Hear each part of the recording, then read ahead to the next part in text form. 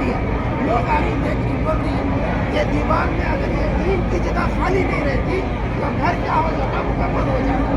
تو اللہ کے نبی کی مثال اس لیے ہے جتنے نبی آنے سے آگے وہ آخری جو اینٹ ہے وہ ہے کہ وہ اللہ کے نبی ہے. وہ اینٹ آ گیا گھر کا ہو گیا مکمل ہو گیا, نبوت کا کام ختم ہو گیا, نبیوں کی ضرورت نہیں ہے. دوسری حدیث میں کہا ان قریب میری امت میں 30 جھوٹے پیدا ہوں گے. وہ یہ سوچیں گے کہ وہ نبی ہے. اللہ کے نبی نے اپنے اقوال مبارک سے کہا انا خاتم النبیین لا نبی بعدی, میں آخری نبی ہوں, میرے بعد کوئی نبی آنے والا نہیں ہے. عورتوں کے ساتھ 4 مرد جڑے ہوئے ہیں, ایک شوہر, باپ, بیٹا, بھائی. ایک عورت اگر اپنے گھر میں سمجھانا چاہے تو پورے خاندان کو, پورے ملک کو, پورے نبی کو بتا سکتی ہے. تو آپ یہاں آئے ہیں, یہاں سے جاتے ہیں ان چیزوں کو کیسے کرنے جائے کہ میں روزانہ اللہ کے نبی پڑھوں گی اور میں اللہ کے نبی کی بات کروں گی. تیسری بات میرے نبی آخری ہے, اس کے بعد کوئی نبی آنے والا نہیں ہے. اگر کوئی نبوت کا دعویٰ کرتا ہے, کوئی اپنے آپ کو نبی کہتا ہے تو وہ جھوٹا ہے, کذاب ہے. آپ جا کر دیکھ سکتے ہیں, جاتے رہتے اس کو سعود افریقہ کہا جاتا ہے. جب اسلام سب سے پہلی ہجرت حبشہ کی طرف ہوئی تھی, جب مکہ میں مسلمانوں پر ظلم بڑھ گیا تو آپ صلی اللہ علیہ وسلم کے حکم سے مسلمان یہاں ہجرت کر کر آ گئے. ان کے دل سے کفار مکہ نے ان کے ستانے کی نیت سے واپس لے جانے کی نیت سے آ گئے تھے.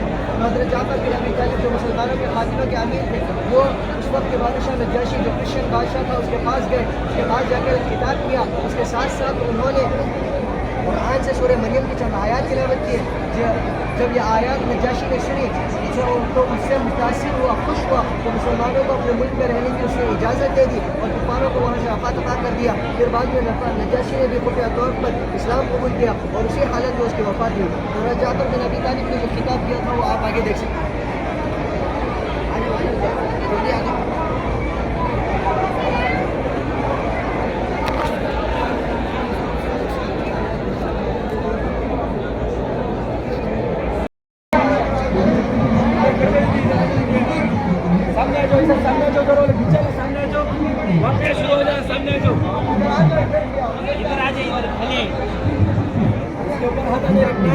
السلام علیکم ورحمۃ اللہ وبرکاتہ. محترم حضرات, اس ماڈل کے ذریعے دنیا کا سب سے زیادہ حسین واقعہ سنایا جا رہا ہے. یہ وہ گھر ہے جہاں آپ صلی اللہ علیہ وسلم 12 ربیع الاول 551 میں پیدا ہوئے.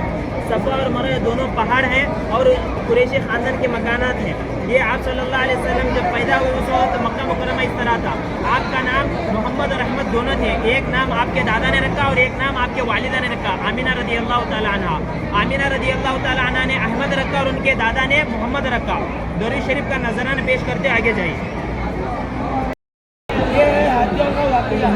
یہ واقعہ جب ہمارے نبی صلی اللہ علیہ وسلم کی ولادت ہونے والی تھی, جب یہ حاجیوں کی فوج ہے جن کا بادشاہ ابراہا تھا, وہ چاہتا تھا کہ خانہ کعبہ کو گرا دے. خانہ کعبہ کو گرانے کے لیے ابراہا حاجیوں کی فوج لے کر مکہ مکرمہ کی طرف روانہ ہوا. ابراہا کی فوج مکہ مکرمہ میں داخل ہوتے ہی اللہ تعالیٰ کے رسول سے اچانک آسمان سے پرندے اتر آئے, جنہیں ہم ابابیل کہتے ہیں. ہر پرندے کے پاس کروڑ زیادہ ہو رہا. ایک چونچ میں جو پنچوں میں انہیں پتھر ہاتھیوں پر برسا دی. چند ہی لمحوں میں ہاتھیوں کی فوج تباہ ہو گئی. یہ جگہ کا نام وادی محشر ہے جہاں یہ واقعہ پیش آیا. اسی کو اللہ تعالیٰ قرآن کریم میں فرماتے ہیں الم تر کیف فعل ربک باصحاب الفیل, کیا تم نے نہیں دیکھا تمہارے رب نے انہوں نے قریش کی تلاش کرتے ہوئے گھر کے دانے پر کھولنے تو اس نے دیکھا کہ گھر کا دروازہ کبوتر کا گھونسلہ موجود ہے. تو اس سے حیران ہو گیا. اس نے کہا اگر اندر کوئی ہوتا تو یہ مکڑی کا گلا اور کبوتر میں گھونسلہ ٹوٹ چکا ہوتا. یوں ہی واپس مکہ چلا گیا. اللہ تعالیٰ نے اپنے نبی کریم صلی اللہ علیہ وسلم کی ہمیشہ حفاظت فرمائی. اسی طرح اس موقع پر اللہ تعالیٰ نے اس کے ذریعے اپنے پیارے نبی صلی اللہ علیہ وسلم کی حفاظت فرمائی. یہ سارا منظر اور آپ اسلام کی خوبیاں, آپ اسلام کے اچھے سے اچھے اخلاق, اعلیٰ کردار کو وہ خادم میں سارا دیکھ رہا تھا. اور آ کر مکہ المکرمہ میں حضرت خدیجہ رضی اللہ تعالیٰ عنہا کو سنایا. حضرت خدیجہ اتنی متاثر ہوئی اور خوش ہوئی اور آپ اسلام کو شام بھیجا. میں آپ سے نکاح کرنا چاہتی ہوں. آپ اسلام نے اس پیغام کو قبول فرمایا. حضرت خدیجہ رضی اللہ تعالیٰ عنہا سے اس مقام پر نکاح فرمایا. یہی وہ مقام ہے جہاں پر آپ اسلام کا پہلا نکاح ہوا تھا. اور حضرت خدیجہ ہمیشہ ہر وقت ہر مسلم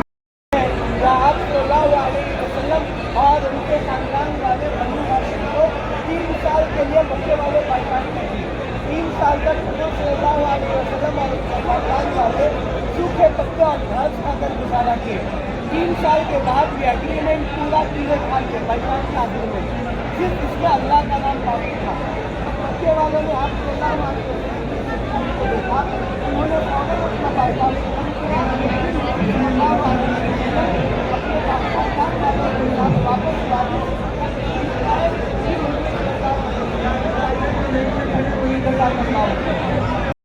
دیکھ رہے ہیں. یہ اسلام کی پہلی ہجرت کے بارے میں یہ مکہ مکرمہ ہے. جب صحابہ اکرام پر مکہ میں بہت زیادہ ظلم کیا جانے لگا تو صحابہ اکرام کو آپ سے رضا رسول اچھا ہجرت کرنے کی دعوت دی.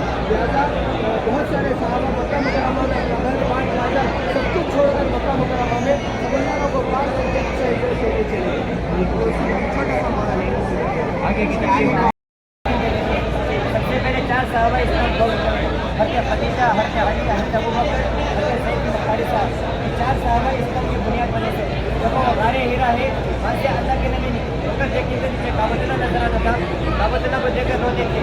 اسلام کا پہلا مدرسہ اور مرکز ہے. آگے بھی کیا کروں گا.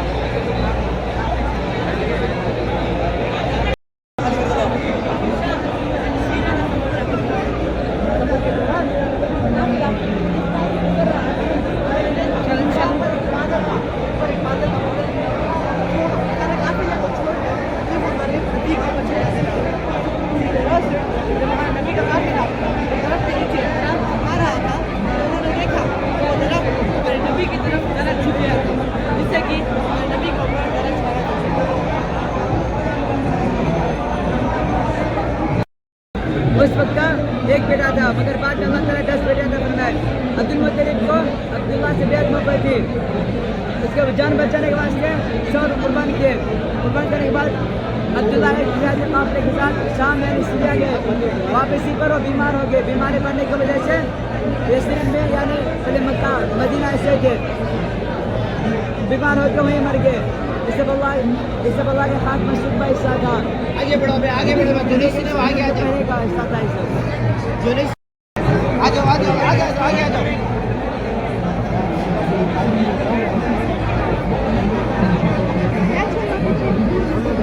نہیں آؤ بھائی, ادھر آؤ, ادھر آؤ بھائی. اس کا ایکسپلینیشن آتا. آؤ بھئی تھوڑا یہ سائڈ آئیے.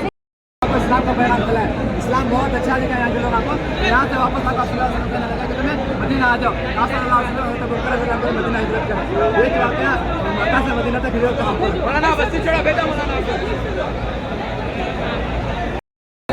سمجھتے ہیں لیکن اصل یہ ہے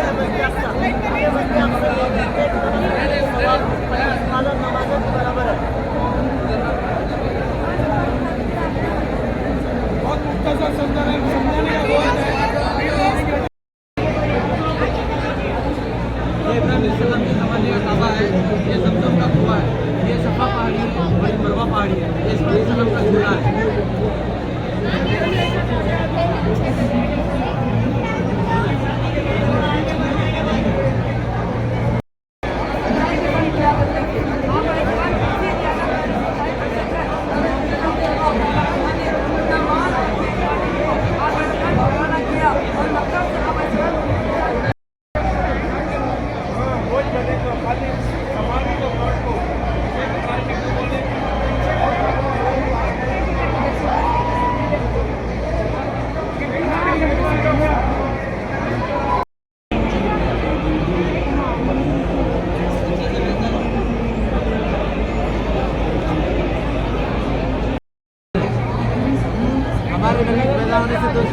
آگے بڑھتے رہے آگے بڑھتے رہے آگے بہت کچھ دیکھ رہے ہیں. چلیے آگے چلیے آگے چلیے پیچھے والے کو